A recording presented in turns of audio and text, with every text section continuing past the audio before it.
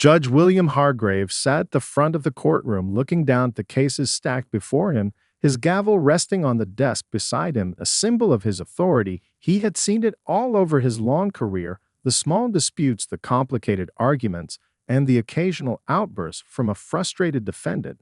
But today was different. It was the way the day was unfolding that set him on edge. There had been a steady stream of petty misdemeanors and civil complaints, no real challenge to his years of experience and authority. Everything was moving as expected until Vanessa Clark stepped forward. She was a black woman attorney in her late 30s, known for her sharp legal mind and unshakable professionalism. But today something was off. Maybe it was the way she hesitated when presenting her case or the small errors she made in the procedure, but to Hargrave, it was enough to catch his eye. His patience was thin, and he wasn't in the mood for mistakes. Not today, not on his watch. When Vanessa stumbled over a procedural detail, not one that was egregious, but a minor error in her client's paperwork, Hargrave's irritation flared, his eyes narrowed, and he set down his pen with a snap. The courtroom quieted as the judge's voice boomed in the silence. "Ms. Clark, you should know better than this. The law is about precision and detail, and this is a clear failure on your part," he said, his tone sharp and unforgiving. He leaned forward and gestured toward the paperwork with a dismissive wave. "I'm fining you for this. You've wasted enough of the court's time today." The words cut through the air, and all eyes turned to Vanessa, who remained standing still as a statue, her face impassive, not betraying a hint of emotion. She had encountered harsh judges before, but there was something different about Hargrave. She had heard the whispers about his reputation. He had a history of being strict, especially with minority attorneys, but this was something new. His glare felt heavier, somehow like he had decided this moment would be his to control. She could feel the tension rising in the room, the subtle judgment in the air.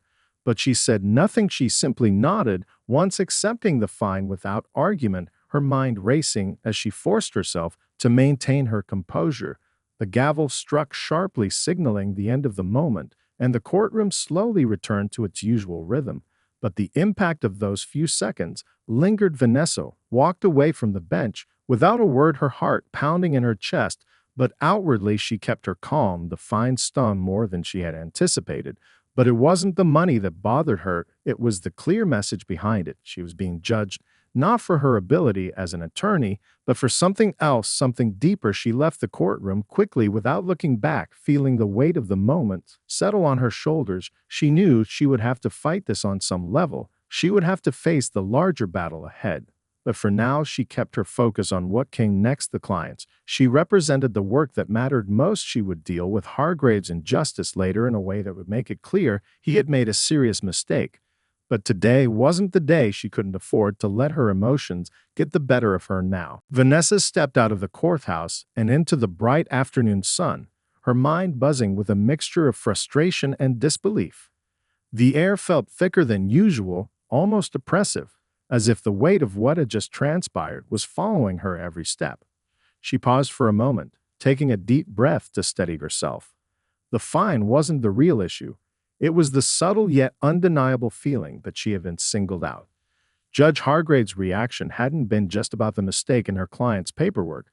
It felt personal, as though he had decided in that moment that she wasn't deserving of the same consideration he would have extended to a colleague of a different background. She couldn't shake the feeling that it wasn't just her legal skills on trial in that courtroom, but something deeper, something tied to the color of her skin and the assumptions that came with it. Her phone buzzed in her pocket, snapping her out of her thoughts. She looked down at the screen, seeing the name of her colleague, Greg, flashing on it. "Hey, Vanessa, congratulations," he said excitedly as soon as she answered. "I heard about your appointment to president of the Bar Association. That's huge." Vanessa's heart skipped a beat. She had known this moment was coming, but hearing it out loud was different. She was the first black woman to hold this prestigious position, a testament to years of hard work and dedication to her clients and to the legal community. Yet, in the midst of her triumph, she couldn't shake the sting of what had just happened in that courtroom. "Thanks, Greg," she said, trying to keep her tone neutral. "I appreciate it, but I've got a lot on my plate right now, as you can imagine." Greg chuckled, unaware of the storm brewing inside her. Of course. But listen, when you have a moment, we should get together and celebrate." This is a big deal, Vanessa. You've earned it. She smiled weakly. I'll take a rain check on that, Greg. Let's talk later, okay? Hanging up, Vanessa leaned against the cold stone wall of the courthouse. The buzz of congratulations that had started to pour in from colleagues and friends felt hollow. She wasn't sure how to explain the anger that simmered beneath her skin, a fire that had been ignited not just by Hargrave's fine, but by the realization that her success was always going to be measured against a backdrop of bias, conscious or unconscious. The weight of being one of the few black women at the top of a predominantly white profession was something she had long accepted, but this incident had brought all the subtle indignities and obstacles she had faced to the surface. The fine felt like a slap in the face, but it was more than that. It was a reminder of how easily her authority could be undermined by someone in power. She had seen it before, the way people like Hargrave could assume that someone who looked like her didn't belong in spaces like the one she had just stepped out of. But this time, it was different. This time, she wasn't just an attorney. She was the president of the Bar Association, a position that commanded respect, and she would be damned if she let a judge's biased judgment define her or her place in this profession. As the weight of the moment settled over her, Vanessa made a decision. She wasn't going to let Hargrave's actions go unchallenged, but she also knew it wasn't going to be easy. In fact, it might be the hardest battle she'd ever fought. Yet the fire inside her was growing stronger, fueled by the injustice she had experienced and the desire to make sure this wasn't just another incident to be swept under the rug. No, this time she would make her voice heard, and she would make sure Judge Hargrave, and anyone else who thought they could dismiss her, would learn that she was not a woman to be underestimated. The following morning, as Vanessa sipped her coffee at her desk, a headline on the front page of the state's largest newspaper caught her eye. It was a picture of her confidently shaking hands with local legal dignitaries at the Bar Association's annual gala, captioned with the announcement that she had just been named president of the State Bar Association. The article lauded her for breaking barriers as the first black woman to hold this prestigious position, her career a testament to hard work, tenacity, and unwavering dedication to the law. Vanessa's heart swelled with pride, but the relief she should have felt was not there. The story of her rise to the top was everything she had worked for, but the reality of the courtroom encounter with Judge Hargrave the day before felt like a dark shadow hovering just above the excitement of her accomplishment. As she read the article, her phone buzzed again with texts and congratulatory messages from colleagues and friends. There were the expected "well done" and "congrats" notes, but one text in particular made her stop. It was from Greg, her colleague who had called her the day before. "Just saw the news," he wrote. "So proud of you. But I gotta ask, have you seen what's being said about Hargrave and the fine?" Vanessa's stomach dropped. She clicked open the text thread, only to find a link to a legal blog that was circulating among the local legal community. The title read, Judge Hargrave's unfortunate fine to Bar Association president raises questions about bias. She clicked it, her hands suddenly trembling. The article began by highlighting the awkward moment when Judge Hargrave had imposed the fine on her, noting that while it had been a minor procedural error, the judge's harsh tone and quick decision were raising eyebrows among those familiar with his history. The blog highlighted Hargrave's tendency to apply stricter sentences to minority attorneys, a pattern that some viewed as troubling, and questioned whether the fine was influenced by racial bias. Vanessa's eyes skimmed the rest of the article, but she already knew where it was going. Her name was now part of a much larger conversation. The article, while not overtly accusing Hargrave of racism, subtly suggested that his ruling was emblematic of a larger systemic problem in the legal field, one that too often undermined the authority and credibility of black professionals. She could already feel the shift in the air. What had been an isolated courtroom incident was now a public conversation, one that would spread across social media and ignite discussions in boardrooms, legal offices, and courtrooms. It was clear that Hargrave's fine had set something in motion that no one could ignore. She stared at the screen for a moment, her mind racing with the weight of what this meant. She had always known that her position as the first black woman to lead the state bar association would put a spotlight on her. But this was different. This wasn't just about breaking barriers or climbing to the top. It was about being constantly watched, constantly scrutinized in ways her white counterparts were not. It was about fighting not just for equality in the courtroom, but for respect in a field that had historically undervalued the contributions of people who looked like her. As Vanessa set her phone down and leaned back in her chair, she knew she had to act. But she wasn't going to let anger drive her response. No, this wasn't just an attack on her. It was an opportunity to challenge a system that was failing to see her for what she truly was, an accomplished, respected attorney and the future of legal leadership. She would make sure Hargrave's mistake didn't go unnoticed, but she would do so on her terms, strategically and with purpose. The fight ahead was bigger than one courtroom incident. It was about confronting a bias that had been allowed to fester for far too long. Judge William Hargrave sat at his desk, the weight of his own actions pressing down on him as he stared at the article in front of him. The headline blared. Asterisk, Judge's harsh fine on new bar president sparks questions on racial bias. Asterisk. The words swam before his eyes as he read the article over and over again. He had seen Vanessa Clark around the courthouse many times. She was well respected, and no one could deny her legal skill. Yet on that day in his courtroom, something about her had triggered an automatic response. It wasn't intentional, but the fine had come down so quickly, so without hesitation. He'd barely given her a chance to explain herself. Now, reading the article and seeing her name attached to the Bar Association's presidency, something stirred inside him. The mistake he'd made was suddenly impossible to ignore.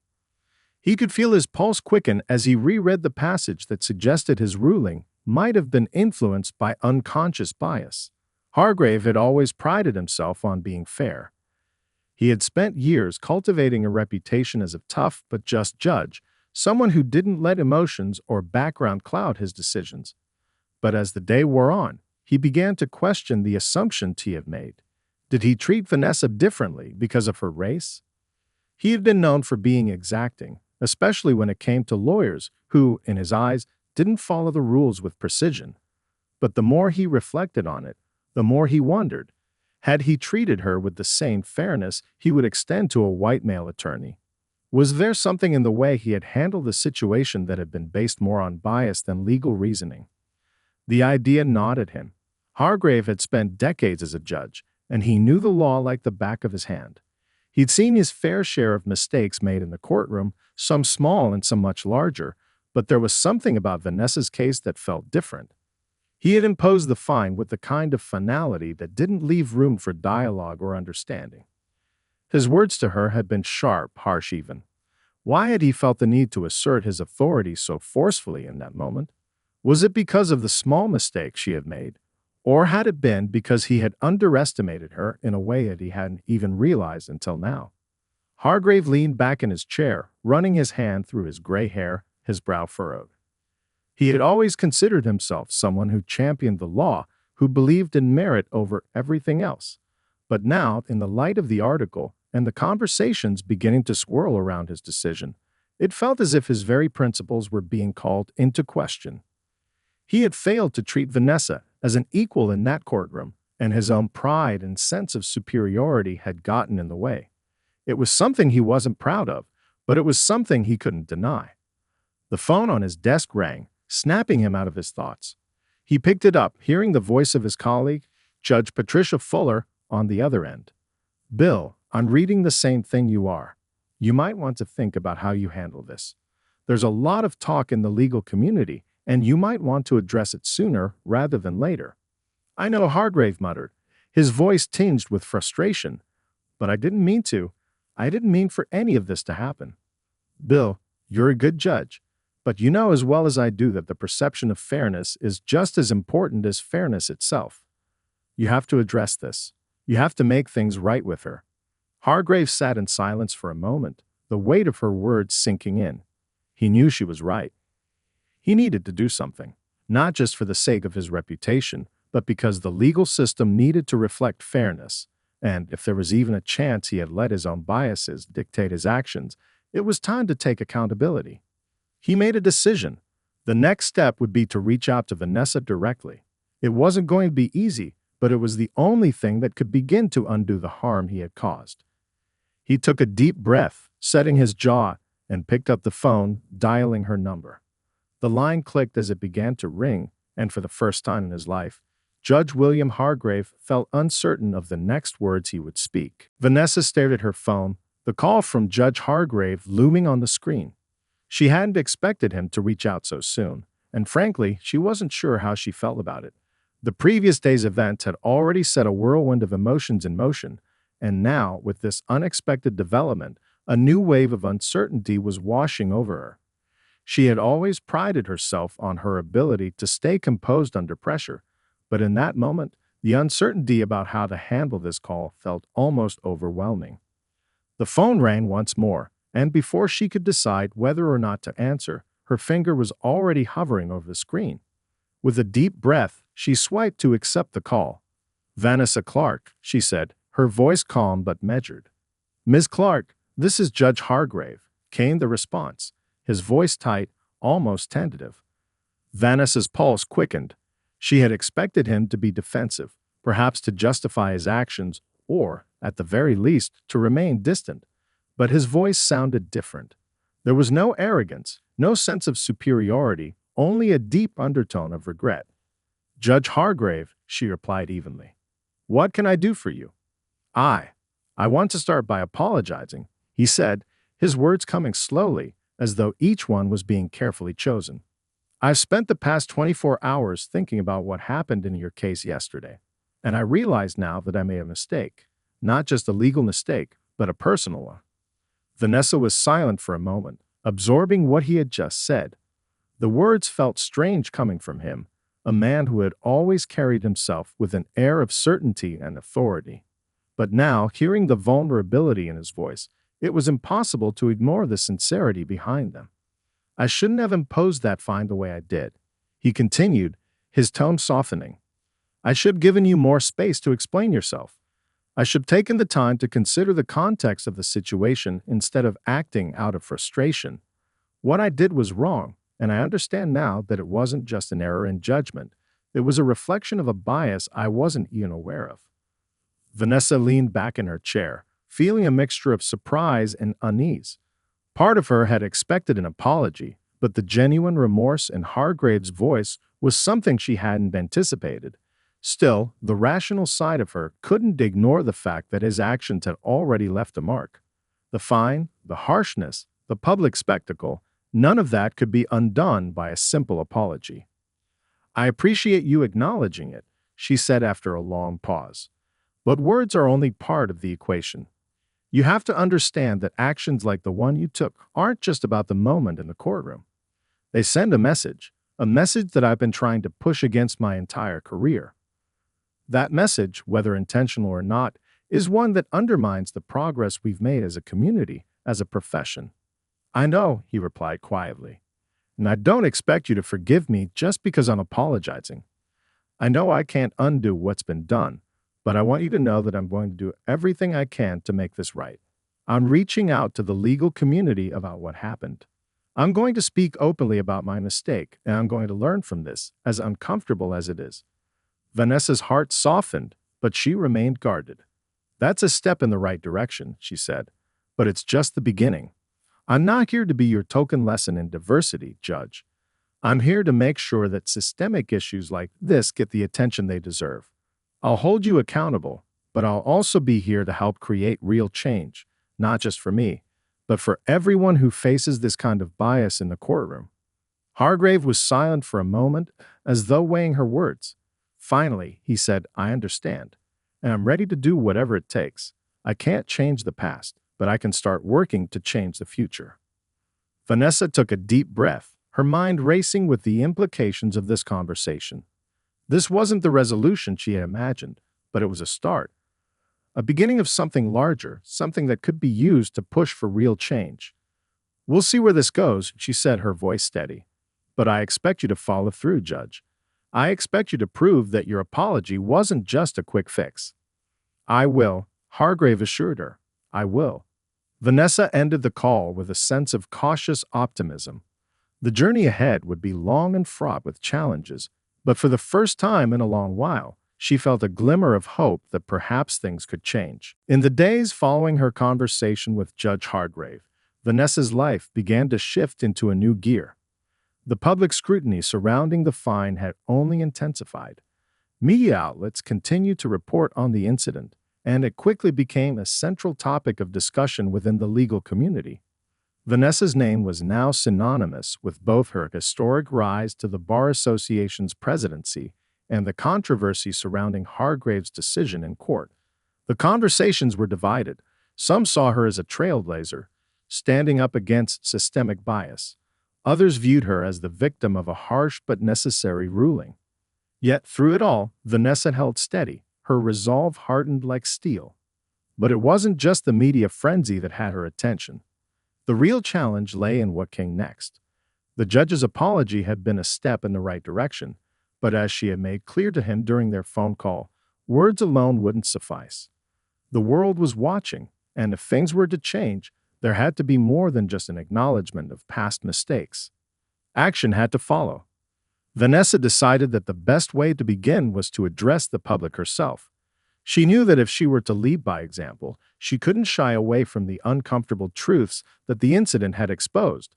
A press conference was scheduled for the following Friday. It would be her opportunity to speak directly to the legal community and to the people whose support she knew would be crucial in her efforts to bring real change. The day of the conference arrived.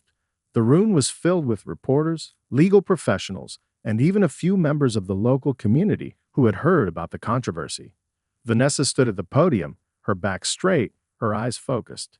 She had made it clear to her team that this speech wasn't going to be a typical politician's soundbite.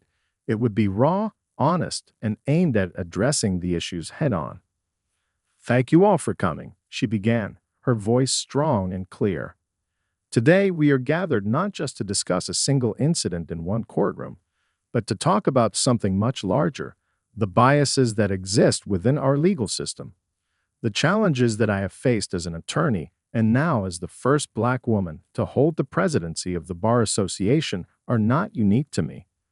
They are the challenges faced by countless professionals who walk into courtrooms, boardrooms, and offices only to be judged not by their qualifications, but by the color of their skin." There was a brief murmur in the room as the reporters scribbled down notes, some nodding agreement. Vanessa could feel the weight of the moment, the power in her words. "The fine I received from Judge Hargrave was a wake-up call," she continued. "It wasn't just a mistake. It was a reminder of the unconscious bias that still exists in the legal system, in our institutions, and in society as a whole. I am not here to attack Judge Hargrave. He has taken responsibility for his actions, and I appreciate his willingness to acknowledge the harm he caused. But we all know that one apology doesn't fix the problem. One mistake doesn't erase the decades of history that have built a system where, and for the first time in a long while, Vanessa felt that maybe, just maybe, things could truly begin to shift. In the days following Vanessa's press conference, the fallout was swift and powerful.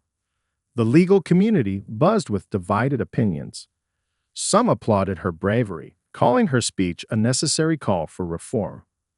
Others, however, felt it was an attack on the very core of the justice system they had spent years working to uphold.